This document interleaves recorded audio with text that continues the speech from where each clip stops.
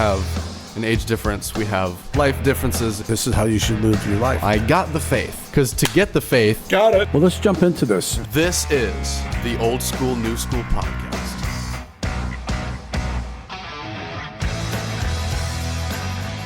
5, 4, 3, 2, 1. How's it going, ladies and gentlemen? Welcome back to the Old School, New School podcast. I am Will Charles Egan. Yeah, this episode's not sponsored by Fresca. Did you ever hear of Fresca? Yeah, of course. You like Fresca? Not really, but I thought I'd put it at the car wash. People don't like it. They don't buy it. No? Oh, that's too bad. So now you have Fresca. Now I have a ton of it. It's 0 calories, so you can feel kind of guilt-free of the poison you're putting in your body. Yeah, my wife's like, yeah, but do you see how much... I'm sorry. Welcome to the podcast. Oh, your name? Oh, my name is Chris Meekins. Right. And you are? Will Charles Egan. Yeah, anyways, Fresca. We're distracted. Because we missed last week. We did. What were you doing? My daughter came, and, my daughter takes priority over you all the time. Wow, I'm heartbroken. Yes. Well, we went out to dinner, and so I'm like, you know what? She's here. Yeah. She's being nice to her father. She's great. All right. So, anyway, your week? Week was good. Yeah? Week was very good. Tell me, you're writing another book? I'm writing another book, yes. None of which are published. I got to get on that one of these days. I know my next step, so I just got to actually do it. And then the Lord will move. But yeah, no, I started book number 3 in my novel series, and it's going very swimmingly. It's, I sat down, I wrote the prologue for it, and then a little bit of the first chapter. I mean, it was like 13 pages flew by. How many people do you think in the world, out of the 8 billion now? Probably close to 8.5 billion. Yeah. Have 3 books partly written. How many? 2.5. But 2.5. But you think that people, like there's a lot of people that are like writers that never take the step forward. Is that why you see on Facebook all the time, we'll write your book for you in 15 minutes? Exactly, the AI. Everybody's got an idea, but getting it accomplishes like a whole. I heard it said the richest place in the world. Where do you think it is? California? The graveyard. Because there are millions and millions of potential ideas that never gave fruit.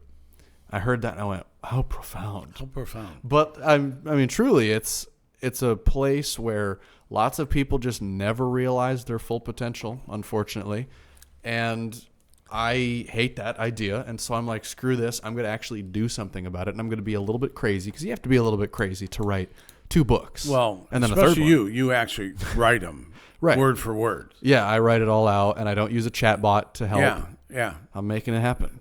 Keeping the art form alive, keeping the flame going. Nobody's gonna. But they say I don't know who they are. They, of course. They say that you can tell a book that's been. Oh yeah, there's telltale signs.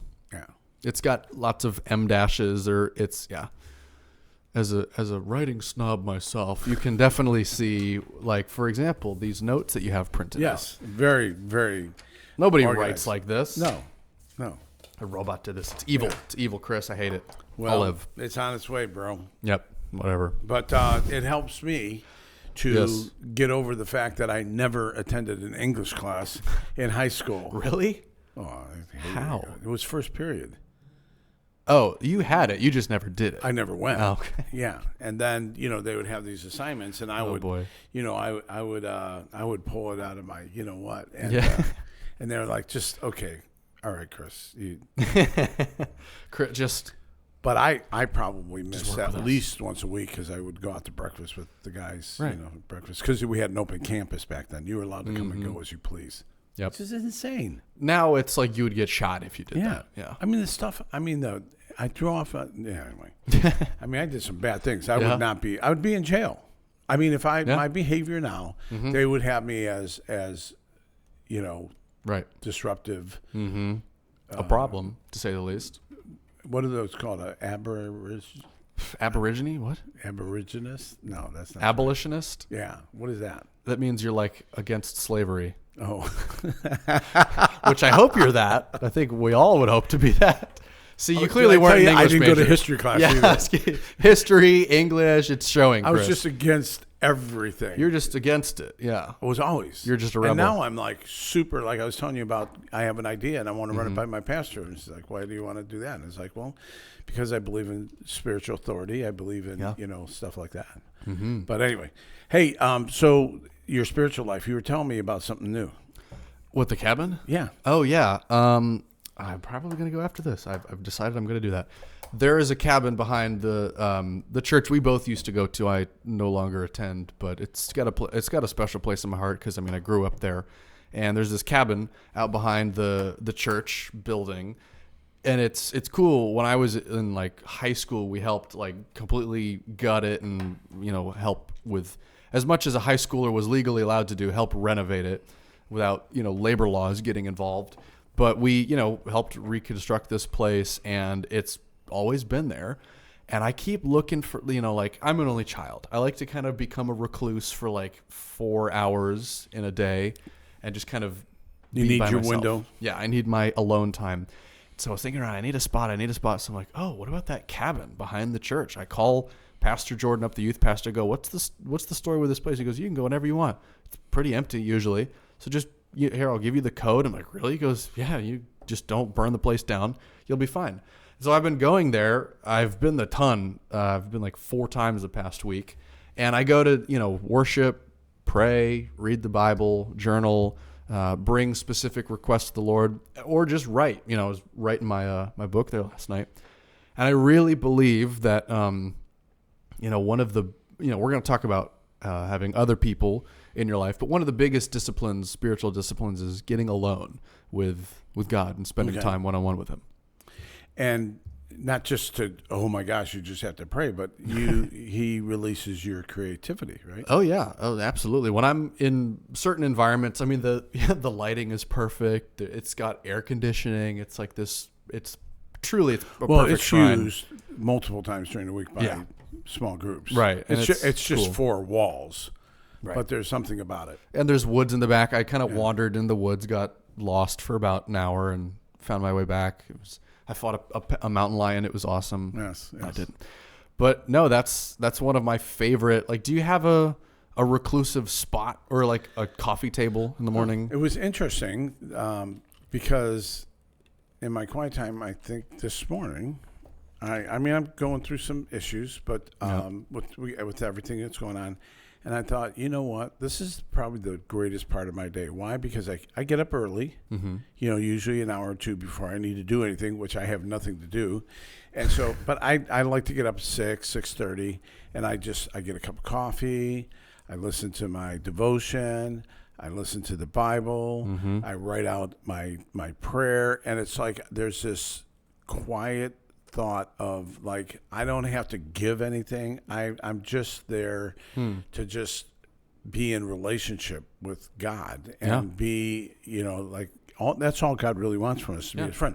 So it's really weird because even though I don't have anything going on for the most part every day, right? Yeah, I get up early because it's such a good time, and it's and a part of my prayer would be like, well, thank you for this chair, man. This is like awesome. Hey. I look out into the courtyard and it's like good. Yeah. So I think it's really important. Of course. Yeah. So the spiritual discipline of getting alone with God, we want to talk about having other people alongside you. Yes. Specifically, legacy. Who's holding up your arms? I love this story, by the way. Why? Because I presented it to him. He's like, I'm in. Oh, yeah, 100%. I heard a sermon. I cannot remember for the life of me who gave said sermon. I'm pretty sure it was at like, do you remember they used to do Worship Wednesdays once a month at Bayside? Yeah, that was a long time ago. Yeah, that was a while. Before pre-COVID. That was pre-COVID. Yeah, that was over 6 years ago. Isn't that crazy? Ugh, I hate that. And there was a time when we would do these worship services on Wednesday evenings, and they would do a lot of worship songs, and then in the middle of it, somebody would give like a mini message. And it's very rare that you remember sermons. Yeah. Just in general. You're like, that was great. What was it about? Exactly. But every once in a while, you'll have one stick with you. And this one in particular stuck with me because I love, do you know what apologetics is? Yeah, something about the Bible explaining it. Yes, that's like logically explaining the Bible to people and really getting into the nitty gritty of what Hebrew words mean. And if we want to just jump into it. Yeah. So the story is there's a battle happening in this valley between the Israelites and one of the pagan nations that they're, told to conquer. And what is happening here is Moses, the Lord has told Moses to stand on this hill overlooking the valley, and while he is lifting his hands up in worship, the Israelites are winning the battle. They're going forward. They're going forward. They're advancing. But if Moses lowers his hands, they start to lose the battle. And so it's a very physical visual of all we're meant to do is worship during the battle, and the Lord will provide. What gets interesting is, Moses is he's lifting his arms so that they win the battle, but he has to keep his arms up for such a long time. He starts getting tired. So he's got his two companions, some of his closest companions. Both are named Aaron and Hur, and they stand on either side. So they sit Moses down on a rock, and he's got both of his arms, and they're being held up by Aaron and Hur on either side of him. So as long as his hands are up in the air and he's worshiping, they are winning the battle. What's really cool about the actual visual and where the apologetics come in is if you were to line them up, you've got Moses, Aaron, and Hur, all kind of in a line. Hebrew names have very important meanings, symbolic meanings. And what's really cool is if you're looking at, you've got Aaron, you've got Moses, and you've got Hur. If you look at it from behind, Hur's name means like a deep cavern or a cave. Moses is drawn out of the water, when Moses was a baby, his mother put him in the river, floating down the river, and then he was pulled up out of the river. Yeah. And then Aaron means exalted or mountain of strength. So it's cool because if you line the three of them up and then you read their names, you've got Hur, Moses, Aaron. And when you write it all out and you read it, it means in the deep cavern, drawn out to the mountain of strength. When you write all three of their names together. Isn't that crazy? It's so cool. Isn't that so cool? It's like the more you read the Bible, the more you see things like that, you're like, okay, these are ancient people that were next almost to the Stone Age, right? And because the world didn't change for thousands of years. Yeah, it was the Bronze Age. Same Age. thing, right? Until they found the aliens in the 50s. Exactly, and then because we took the alien technology. We can get into that later. Yeah. But it's interesting that there's such profound My wife's wisdom. Like demons. Oh, really? Yeah. I would agree with her. Yeah, okay. I think what's so fascinating is, clearly human beings didn't do this on purpose. There's no way that you could line up like the Old Testament and New Testament, things like that.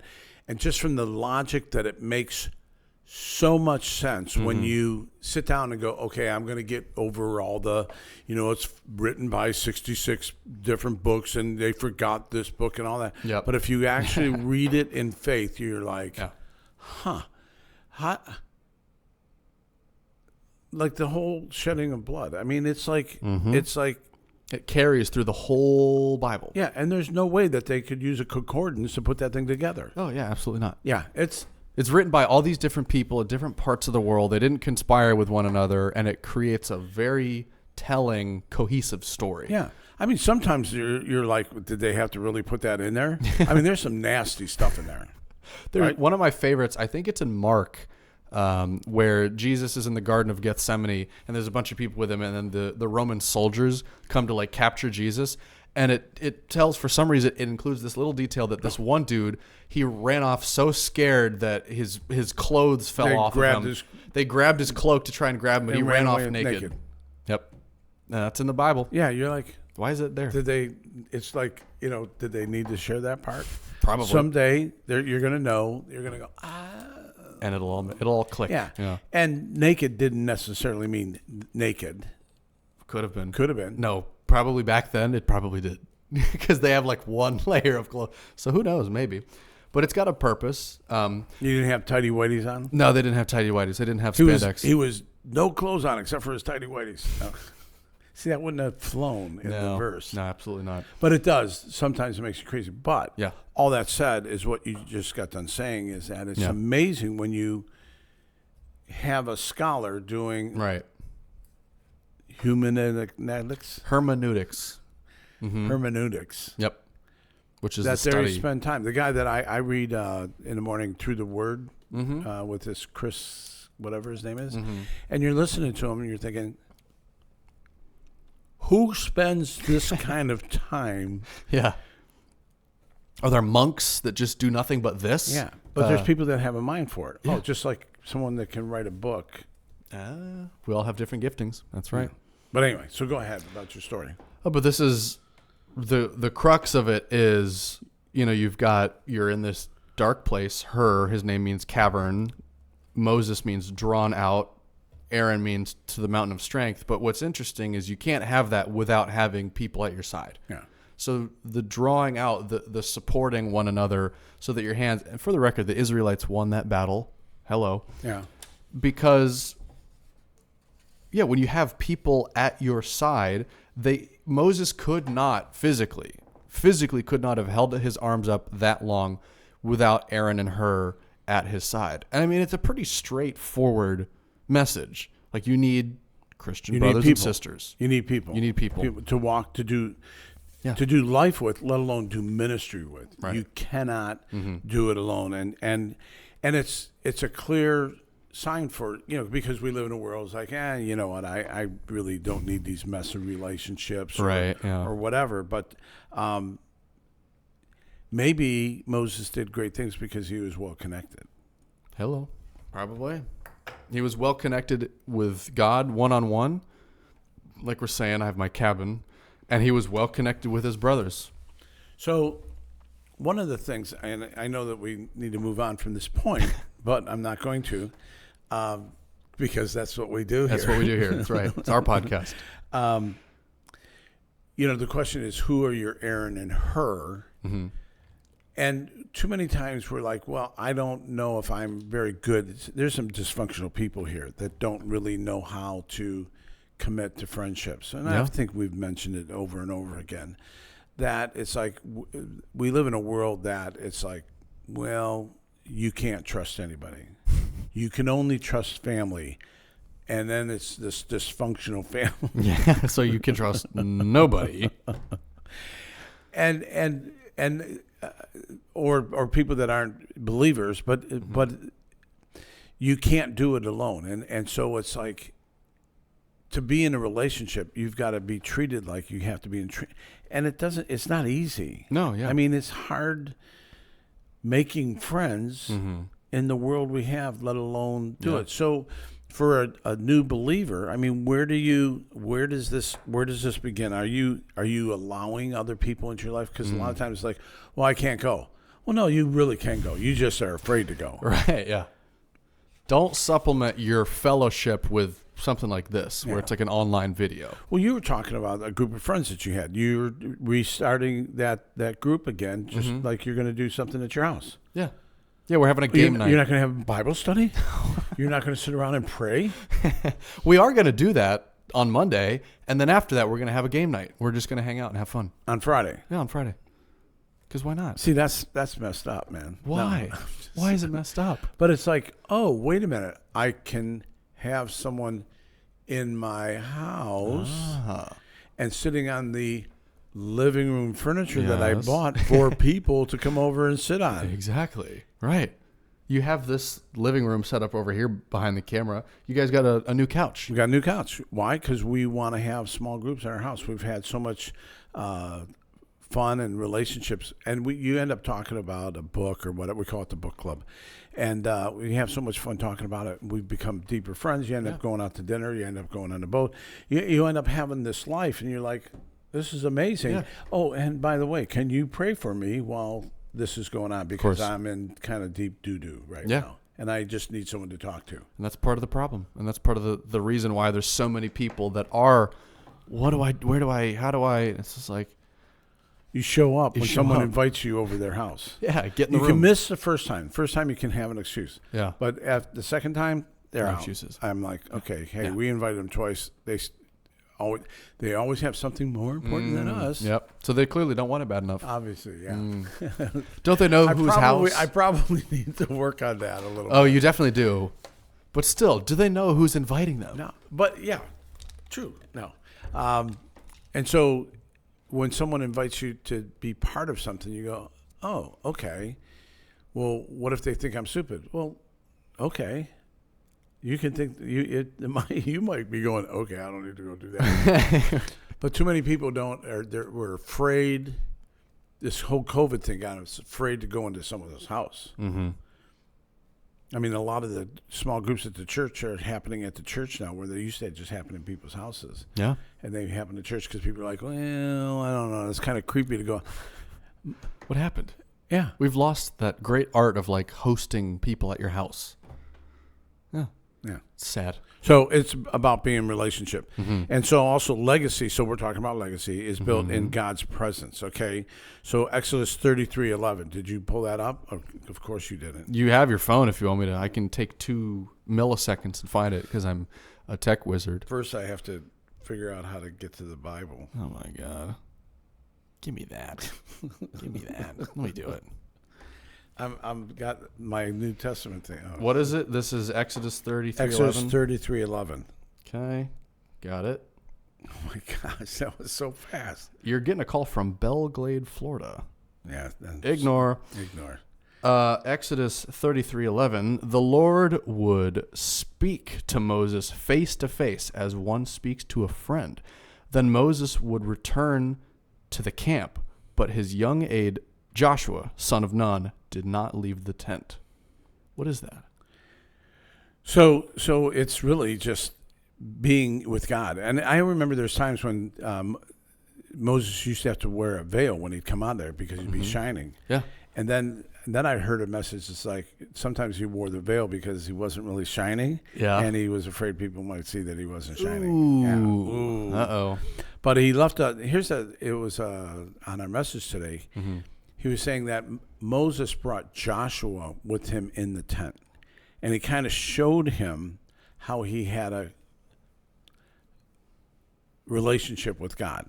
Yeah. And so it really goes to us is your quiet time like, okay, I'm going to read this and I got to go, which is better than nothing. Sure. But is it, I need to read this because I really need some wisdom today. Right. Or wait a minute, I want to be in this relationship with God. Mm-hmm. And I'm really trying not to, because I lived life with a large 4 kids. Yes. And sometimes it's something going on all the time. Yep. But in the world that we have now with our phones and scrolling and everything else like that, I had to make some rules Oh, yeah? for myself saying there's no Seinfeld until you get done having your quiet time. I came in, he was watching Seinfeld today. And so, but it worked. And now it's like, okay, wait a minute. I got so much to do. I'm going to get up earlier. I'm going to set my alarm clock for 6 a.m. I'm retired. I set my alarm clock for 6 o'clock because I love the quiet. I love the atmosphere. And sometimes I'm reading. Sometimes I'm listening to some worship music, and so and then all of a sudden it's like 8 or 9. And I'm thinking, what just happened here? Wow. And so, and I don't think that I'm any better. No, I yeah. just find there's this peace that I've been longing for my whole life. Yeah. And it happens there. That's where you get it. And it's good to have it and first then I thing get in the up morning. off the chair and F it up. And then I screw everything up. F it up. And I got to show back up again tomorrow. Go, Yep. hey, God, I'm really sorry. I messed that I one need up. you just as much now. Please. That's what it means when the Lord says you need me daily. But here's the funny thing is that when I do that in the morning, then throughout the day, there's like during church, he was talking about this stuff, and I got a revelation about something entirely different that was going on in my life. And it's like, you know what? This is going to be okay. Here's how it's playing out. Here's how it's going to work out. And you need to just open your eyes and look at what is going on right now. And I'm like, what was he talking about again? Yeah. I was in Does that happen to you? That was me this morning. I was in church sitting there in the second row looking up at the pastor, not listening to a word he was saying. My mind was in another place completely, thinking about things that the Lord was doing in my life. Maybe I should do this. Maybe I should say this. Maybe I should write this. Ideas for books, mid-sermon ideas for something in my novel. Yeah. I think they call that ADHD. Yeah, that's 100%. I have that. But it's like not against the law. Like you're not a sinner if you're not fully, fully concentrated on what the pastor's talking about. But we have this idea that I want to speak to that because I used to always beat myself up for. This is not a sanctioned church podcast. No, but I did learn this from somebody not too long ago that was like, Cameron. I learned this from Cameron's very like not anti-traditional, but he's a super dude. He's a very awesome dude. He's a total hipster, cool as hipster Christian guy. But I remember he was like kind of describing how, a father will kind of look compassionately on his children, and the children are just playing, being crazy and doing whatever. And it's just like, I love that about them. I love that I get to be in their presence and enjoy the little idiosyncrasies of my child. And what he had said is like, that's how God looks at us. He made us intentionally with my undiagnosed attention deficit hyperactive disorder. He is not at all displeased with me getting distracted mid-prayer, thinking about something else during worship, because that is what he made me to do. God made me in this way, and if I'm actively pursuing the Lord, and if this is how I am behaving while I am actively pursuing the Lord, God's like, yeah, that's what I want. So when I'm praying and I go off on a rabbit trail, I used to beat myself up over that. I get so distracted, mid-worship, I'm like, I'm singing, but I'm thinking about something else entirely. And I need to focus. I need to focus because I was like trying to give God my mind instead of my heart, right? Yeah. Trying to make it logical, I need to do more. I need to put in the effort, but it's like, no, just be you. Cause God's like, that's who I want. I don't want this fabricated version of yourself that shows up on your Sunday best with all of the, you're going to focus intently, but it's like, just be who you're created to be. So mid-sermon, I get distracted, and it's like, okay, sure.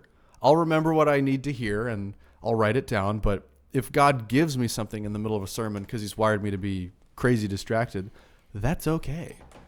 My wife, she writes down. I mean, you've seen her. Oh, yeah. They look incredible. Like, she's like, and it totally makes sense to her. Mm-hmm. But she's like, I'm going to stay focused in. Yeah. Again, she's pretty intense. To say the least. Right, yeah. Good for her. And I'm like, that's really good. Can you write that down? I'm going to forget. Write that one down. But anyway, spend time with God before asking God direction. And too many times we ask God for direction. So the third part was people replicate what you practice. And so the key thought was people won't remember only what you taught. They'll copy how you live. And so, people don't care what you know until they know you care. Yeah, that's exactly what we're saying. I mean, like, I don't remember most of the sermons I've heard, right? The teaching, the kind of, the ecclesia and the eschatological and the numerological. And you're like, whatever, show me how you live, Yeah. I want to see the fruit. Yeah. You'll know them by their fruit. Well, and you'll know people what mattered most in their life. I mean, it's pretty, I would think that most people know that my spiritual life is my number one priority. Yeah. And I don't have to go around telling them that all the time. If you don't see it in my life, then I'm pretty screwed. Yeah. If it's like you have to parade the fact that I am a Christian, they don't just know it from your actions. And I also know it by when people go, I thought you called yourself a Christian. Well, first of all, I've never called myself a Christian. You've called me a Christian. And what you're talking about has nothing to do with being a Christian. It's something that you don't like what I'm doing. Mm-hmm. And so because you don't like it, you're going to call me a hypocrite. And I'm like, what does that have to do with anything? But they'll still say, your standard is higher than this. And that's when I have to go, this has nothing to do with my standard. This has nothing to do with anything other than the fact that I saw a loophole in this contract, and I took it. And so I'm going to do that. There's clearly something happened clearly in your life. Someone called you on something. There's nothing illegal what I did. It's just you don't like it because you didn't think about it anyway. So, but what would happen if your children? Okay, we're going to pretend like you do have children. Hopefully here soon, but yes, copied your life. I mean, that's really what you want, right? I mean, is that what, to have kids or no? That you want your kids to be like to copy my life? Yes. Yeah. Well, monkey see, monkey do, right? Well, I bring this up a lot, but you have all these images on your wall. Obviously, this was Joyce's doing of all of your kids and your grandkids now. Yeah. And you've clearly, I mean, would you say that they're living the way that you showed them, or how did they end up so? Because they all love you, yeah. Yeah. How did that end up like that? I don't know.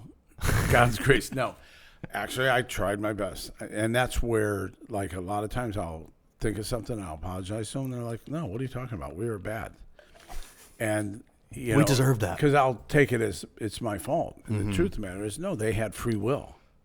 Yeah, we have this idea that our kids are going to be, they're going to be just like us, right? And it's like, well, they have free will. Yeah. Now most of them, I mean, all of them live.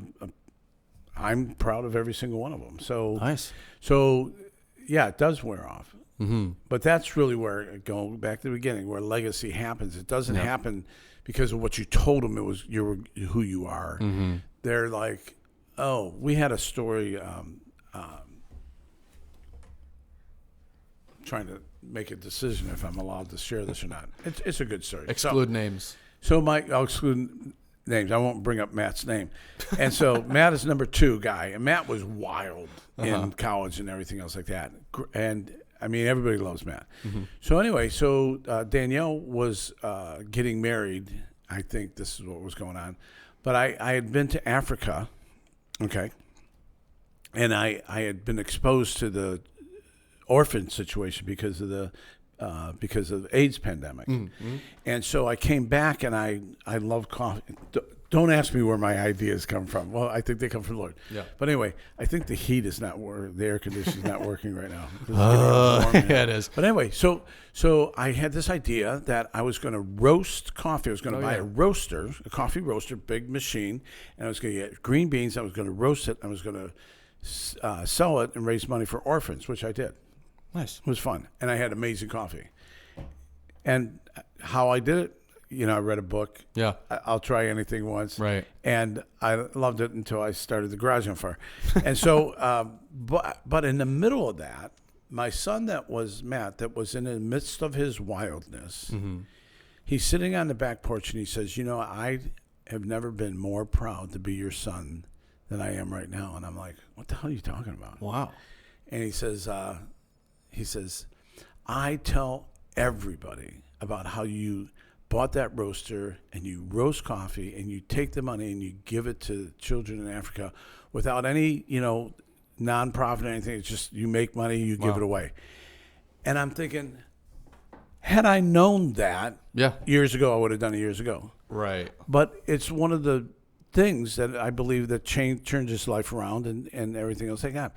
But you never know. Okay, you never know that you're actually building your legacy. Yeah. But the people around you are watching. It's like you keep that in mind so that any moment what you are doing is going to be impactful. Right. And so when you're obedient to God to do what he's telling you to do, someone's sitting back there going, I can't believe that, he's writes these books. Why? Well, because that's what God told him he is, and that's how he lives his life. And but how do you do that? Well, God told me to sit down and typewrite for hours, and I can do it. It's so bizarre to me. Anyway, I know. So what matters most is modeling is what matters most to your legacy. Great leaders prepare their replacement. So do you ever talk about that? See, this is where I was going to charge you today. Oh, really? Challenge you today. Okay. Do you have anybody in your life other than me, that you're building into? Yes, Chris, you would be my number one, actually. Yeah, for you to replace me. I'm hoping that he does better before he dies of old age. Right. Yeah, he's going to replace me for sure. Do I have people that I'm pouring into? Yeah. Yes. There's a couple of dudes specifically in my life that I could say I am pouring into. Yeah. And how does that work? How does that look like? Because you're all in the middle of like designing your script. Yeah, we're all either coming out of or entering into our quarter life crises. Oh boy, I've exited mine. I think. Who knows? Could hit me with round 2. But I don't know. I've never been one to. I'm kind of like Joyce in that it's like anytime somebody asks me to do something, I'm always just like, no. That's the first reaction. It's the first reaction. It's always no. I don't want to do it. And then I go, all right, fine, I'll do it. That actually sounds like a lot of fun. But I never have been one to like formally set up, like we're going to form, like you with your chaplain services. I'm going to set up an LLC with a website, and we're going to make this thing, and I'm going to establish this is Will Charles Egan's ministry, and it's going to be this thing that he runs, and it's going to eat up all of his time, and it's just like, I don't operate like that. If somebody else wants to come alongside and do that for me, I'd be happily, ready to partner with you. But for me, it's very organic. I find myself at Bible studies often. I find myself hanging out one-on-one with people, running into people at the gym, and it's very, I don't know. I like the example of Jesus being interrupted a lot. Like when he would kind of meander. For example, he was going with his disciples. He said, we have to make a detour to Samaria. Remember? Yeah. And then he meets the woman at the well, and then he has this. She was the first person that he ever told that he was the Messiah, and he was just interrupted. There's plenty of examples like that, and I don't know. I find myself operating naturally in that the most, where it's just kind of like I'll come home and my roommate has invited somebody to my house, and I'll just be like, oh, what's going on? And then we'll just have a conversation, and then life change happens right then and there. You might be more of an organized person. Well, but I'm more of an entrepreneur. That's a great way to put it. There's different types of ministry, and because I start fast, man. Mm-hmm. I'll try anything once. Yeah, I really will. Clearly. Finishing? I don't know. You're right. Car wash. Which is my big prayer is like, I want to finish well. Finish well. I want to finish well in my life. That makes so much sense. But an entrepreneur, I'm like, hey, let's start. Yeah. People are like, well, what do we do? I'm like, I don't know. Let's write a book together. We started it. Right. And it wasn't, it didn't work. It wasn't working for whatever. me. It wasn't, but I also, I started the men's breakfast. People were like, this is like amazing 4 years later. And you roasted coffee. You had a men's breakfast. You were a beekeeper. You've not even heard. No. You haven't even heard the beginning. Guys at the fire station are like, you're starting what? It's like, I'm starting a window cleaning business. Why? Well, I was helping this guy clean windows one day, and it was like looked pretty easy and looked like there'd be good money in it. You did that? Oh yeah. I ran for city council. They're like, "How do you know how to run for city council?" I go, "I'm pretty sure all you need is a petition with 50 signatures, to get on the ballot, and then we'll work everything else out. And then we'll figure it out from there." But I look at that the way in my Christian life is like, God gives me ideas. Here's the important thing, and I've learned this from years of people that have built ministries, is like the key, though, is bringing someone alongside you and just going, I mean, it's like this podcast. I'm like, hey, we need to start a podcast. Well, it's great, but you need to know what, right? You need to, one, have something to say, which I have, but it needs to make sense. Yep. Which is where you came in. And so when you're obedient, God says, start a podcast. You're like, okay, well, who should I do it with? And it's like, well, you should ask Will. Okay. 2 years later, 120 episodes later. Something crazy like that, yeah. We're still doing it, and it's the best part of our week. Oh, yeah. So, and it's not about, look at what I did. It's just like, no, this is kind of what I do. This is who I am. But I need smarter people around me. And so the point is that a good leader, which I hope I am, brings people around them to say, oh, no, you're actually smarter, and I'm not intimidated. If you take over and go better, glory be to God. Right. Because we were gonna mention something like that in the next section. So I'll wait for that. But great leaders prepare their replacement. Yeah. And it's not even so much, well, we're leading these people to the mountaintop. It's, no, I'm just leading people to Christ. Right. That's easy. And we'll see what happens. Yeah. Well, now I'm smarter than he's smarter than you. Well, that's okay. Great. You're allowed to be smarter than me. That's, in fact, most people are. I'm kidding. See what he gets away with? The standard is very low with Chris Meekins. No, I'm kidding. 2 Timothy 2, verse 2. And the things you have heard me say in the presence of many witnesses entrust to reliable people who will also be qualified to teach others. Yeah. And so the question is who you're bringing alongside you. Right. Timothy was Paul's apprentice. Right. Joshua was Moses' apprentice. And maybe this stage in your life, you're just like, hey, I'm just going to find people that were walking in the same direction. Yeah. And let's hang out. We can do that. Let's see how that plays out. Yeah. Joyce and I always attribute our marriage to working because we were both going in the same direction. Mm-hmm. I mean, and it was like, are we the same? No. Praise God. Yeah. Okay, because if she was like me, I'd kill her. I'd be in jail. Exactly. Okay. Yep. And she feels the same way. If you're like me, you would. But we were going in the same direction with people that we're doing with, and so we were talking on the way to church. You know, like there's people that don't have friends, and it's like, well, because you're not finding people that you're going in that direction and kind of commit to them. Yeah. It's kind of like, you know, Paul uses the analogy of running the race, you know, and finishing well, like you say all the time. But, you know, you run a race with other people. And it's kind of like when you're running, if you're running towards the Lord, look to your left and to your right and see who else is running to the Lord with you. And you'll go, oh, you're a good person to keep around. You're a good person to keep. And then you run together. Do life together. And as my favorite story is, why did I marry Joyce? She bought you a pack of cigarettes. Okay. It was the decision making. For whatever reason, that spoke to my heart. She's just like, okay, I'll buy you a pack of cigarettes. Yeah. And at that point in my life, I need someone to care for me unconditionally and be willing to share. Mm-hmm. I don't know. I've been trying to figure that out.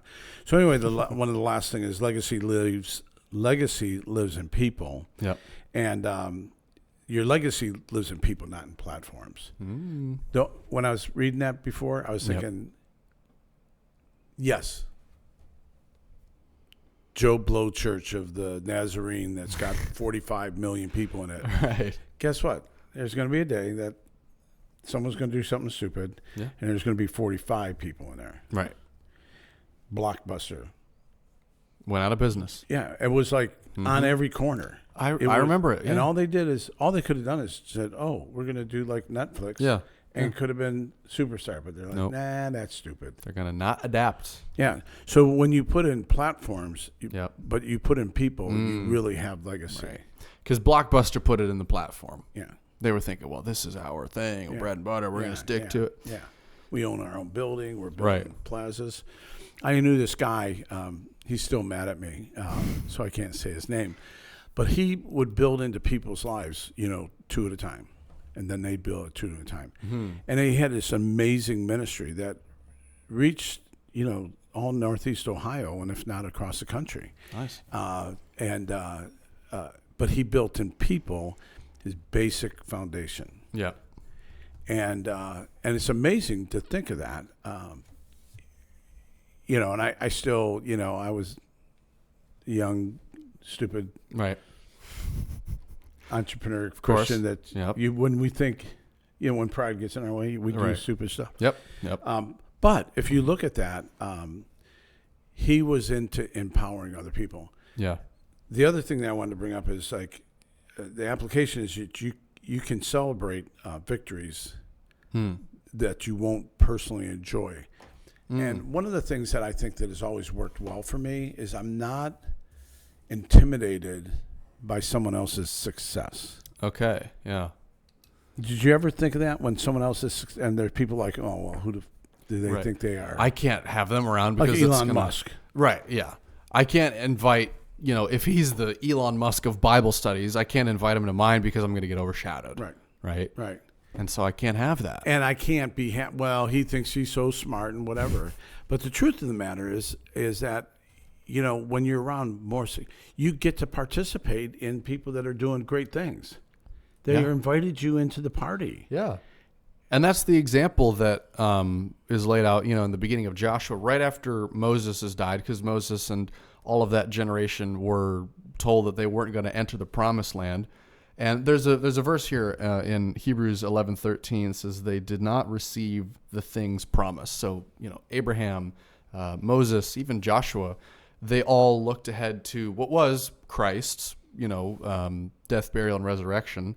But it says that, they are all going to be continually giving to the next generation, not receiving the thing promised to them yet. And the example here, with Moses is like Moses knew that this other guy was going to be given this blessing, and he selflessly says, you can have it. Yeah. Let's I'm go going up to do on my the part. mountain. Let me show you where it's at. Right. And that's going to be all you, Joshua. And that's go okay. ahead. And that's okay. And that's okay. And we live in a world that it's like, that's not okay. Right. I want it too. Yeah. Give wait a me. minute, I did all this work. Right. Half the joy in life is getting there. Is the journey. It's the journey. Yeah. They talk. I used to hate it. These people, we'd have these 4 little kids running around. Oh my gosh, it's like a nightmare. I almost swore there. And you're like enjoying it, but you're like exhausted. Oh yeah. I mean, 9 o'clock, you'd be like, okay, Yeah. they're all in bed, and we're drinking a cup of tea, and we used to drink sleepy tea and listen to classical music. Yes, just another surprise of Chris Meekin. So we'd listen to Beethoven, and by 9:15 we're passed out on the couch, right, and exhausted. And these people would come up and they would say, "Oh, you need to enjoy this. This is going to be the best time of your life. You're going to try. I wish I was back there." And I'm like, if another person, I'm going to punch them in the face. Get me out of this season right now. Yeah. I look back at it, and I'm like, yeah, it was special, but no. No, it's still like that. All right, good. I mean, I loved my kids, but I did not like that. The terrible twos. Oh no. I'm afraid I will be similar. Yeah, but I like being around them now. Oh yeah. My kids, I like adults. Yeah, I'm better with adults. No, I can do adults. Like when I was with youth ministry, the high schoolers and the middle schoolers, I was like, give me the high schoolers, bro. I can connect with these. Like a 6th grader, it's like, oh my gosh. So the final challenge is, who's holding up your arms? Right. Who's your Aaron and your Hur? So how do you pray something like that in? How would you, someone was saying? That's a good question. I mean, because you're asking like, Lord, drop some. If you don't have that, you're asking, Lord, drop some people in my lap. Or maybe they're already in your life and you just don't see it yet. Yeah. I'd be willing to bet it's more likely the latter because, I mean, everybody has people in your life. You just ask, and it might be uncomfortable. It takes work. It takes work. It takes some effort on your part, and it's kind of like, I don't really want to talk to that guy. All right, fine, I'll talk to him. Ends up being your best friend. Go figure. It takes some uncomfortability. You got to get up out of your seat. You got to go, and you got to talk to him. Be like, hey, you want to get coffee or something sometime? Let's go work out. That's my thing. What was your first real that you believe that was a good system for a quiet time, or time with God? Yeah, for me, it was just my room, lock the door. I had one of my therapists had told me, you should start doing yoga. And I was like, I'll do anything to make this stop. And so I bought a yoga mat, never used it. But I have this mat now in my room. And so I was like, well, let me just roll this out. And so I would kneel at my bed, lock the door, have the Bible out on the bed, put on the headphones, play the worship music. And I would just sit there and just kind of no agenda and say, God, show up here. Holy Spirit, move. And that was my quiet time. The first real quiet time that really worked for me was that kind of alone space and just kind of saying, no agenda. So doesn't have to be an agenda. You just have to be like, okay, God, I'm going to. Yeah. You said it. You wrote it down here somewhere. I think it was on the first one. It's just like, you don't need to show up. Here we go. Give access, not instruction. You can approach the throne of God with your list of demands, yes, right? Every single time, though, all you need is the person of Jesus himself. If you just seek first the kingdom of God and his righteousness, and all these things will be added unto you. It's just like, just show up to your secret place, just seeking God. You don't need to worry and stress, because the stressing and the worrying isn't going to make the prayer become delivered any quicker, right? It's not going to make the sickness go away any quicker. It's not going to make the person show up any faster. The worrying will do nothing. All you need to do is just seek the presence and the Spirit of God, and God goes, okay, I see you here, son, daughter, I'm going to do the rest. So there's not a, this is when you've made it. Right. What would that be called? If like once you get to here, right, you've had a good quiet time. Yes. That's not. No, there's no metric to measure. Thank you. That's right. See? That's why I picked you. Or God picked you. Yep. You knew words like metric. there is no quiet time metric to I love that. decipher, okay, I got the thing done. It was accomplished. I love that. We just invented that right now. Aren't we good? Aren't we good? There's no quiet time metric. And how do you spell metric? I have no idea. METRIC, right? Yeah, METRIC. Yeah, I need chat to help me write this stuff out. Good Lord. So there is no metric. And so for me, it's like I truly believe that God honors the fact that you get up and say, I'm going to spend time with you, and you open your Bible. Yeah. Because it really, ultimately, he's looking for a relationship with you. Mm-hmm. And there is no metric. There is no metric. It really is just show up.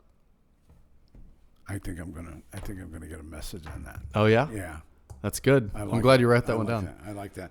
And what am I modeling every day? We talked about that. Right.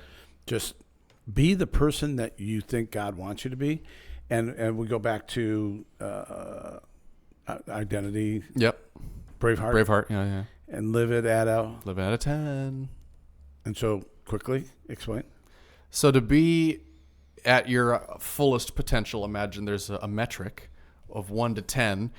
And to be 100% who God created you to be, that is what it is to be at a 10. The most healthy, the most full version of the man of God or the woman of God that the Lord created you to be, and operating in that mode. So if you're married and you're having a discussion with your spouse, you would say, I'm going to actually participate in this. Mm-hmm. I'm going to listen to this person. Mm-hmm. And I'm going to try to do the best. I'm going to be the best partner, right, that I believe I should be. Yeah. And sometimes you'll mess it up, but sure, most of the time it's like they know your heart. right. Yeah. Okay. This is a big one. Who are you intentionally investing in? Find somebody and just say, oh, wait a minute, they might be investing in me. Maybe you're like so stupid you can't even figure it out. Oh, wait a minute, I thought I was helping him. He's actually helping me. Yeah. Yep. I mean, that's how you feel. Yeah, exactly. Yep. And what part of my faith will live on in others? And I pray that my children, start with my children, that they would love God and love people. Mm-hmm. And we would be known for our love. Mm-hmm. I think for my men's ministry that they would be like, no, this is about being committed to the bigger picture. This is not about me saying, well, it's my turn to bake. I don't want to bake today. Can't I sleep in on a Saturday? No, this is what God called us to do, is minister to men. So that's what we do. We've got like 10 guys show up to help set up every week. It's really kind of fun. Just the setup team. Just the setup. Wow. And we don't make anybody. We're like, hey, man. Right. We'll be there at 7 o'clock. All right. See you there. Then I have all these overachievers that show up at quarter till. I ain't doing it. Shut up. Because then if you show up at quarter till, they'll show up at, you know how they are. Yep, 6:30, right. And then it just keeps getting earlier. Next thing you know, we'll be having breakfast the day before, yeah, exactly. You want to close this out? Yeah, I really liked how you closed there. What part of my faith will live on in others? Because all of what we're talking about is who's holding my arms up. The people that are beside you. I think it really is this give and take. The people that are beside you are pouring into you. They're holding your arms up, but you're also holding their arms up too.